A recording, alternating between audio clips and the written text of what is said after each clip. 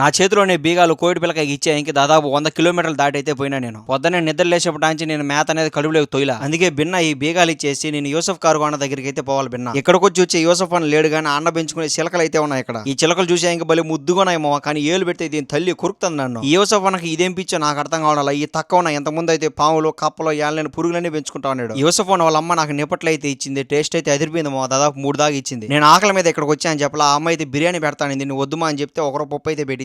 యూసఫ్ కార్గోలో నన్ను ఎంతలా రిసీవ్ చేసుకున్నారు అంటే ఇంకా కస్టమర్ల మీద ఇంకెంత బాగా రిసీవ్ చేసుకుంటారో ఊహించుకోండి. అందుకని కోవిడ్ ఇంట్లో పనిచేసే డ్రైవర్లు కానీ కద్దాం వాళ్ళు కానీ మీరు ఏం చేస్తారు అంటే యూసఫ్ కార్గో ఫోన్ చేయండి, మీ దగ్గరకు వచ్చారు అంటే బయట పనిచేసే మిగతా వాళ్ళ దగ్గర రారా అంటే ఎక్కడికైనా వచ్చారు మావా, జస్ట్ మీరు ఫోన్ చేయండి యూసఫ్ కార్గోకి అంతే. ఏం చేస్తారు అంటే మన ఇండియాలో ఎక్కడున్నా మన ఇంటికనే చేరుస్తారు యూసఫ్ కార్గోలు. ఇంకా లేట్ దేనికే ఫోన్ చేసి కార్గోకి వేసుకోండి. ఇప్పుడు నేను లేట్ చేశాను అంటే చికెన్ కుర్మా సల్లగా అయిపోతుంది, బిన్న రొట్టు ముక్కలు తినేద్దాం. యూసఫ్ కార్గోలు పప్పు పెట్టించారు, కాకపోతే రొట్టు ముక్కలు సప్పగా ఉన్నది. అందుకే నేనేం చేసిన చికెన్ కుర్మాలో నలుచుకొని తినేసిన రొట్టు ముక్కలు.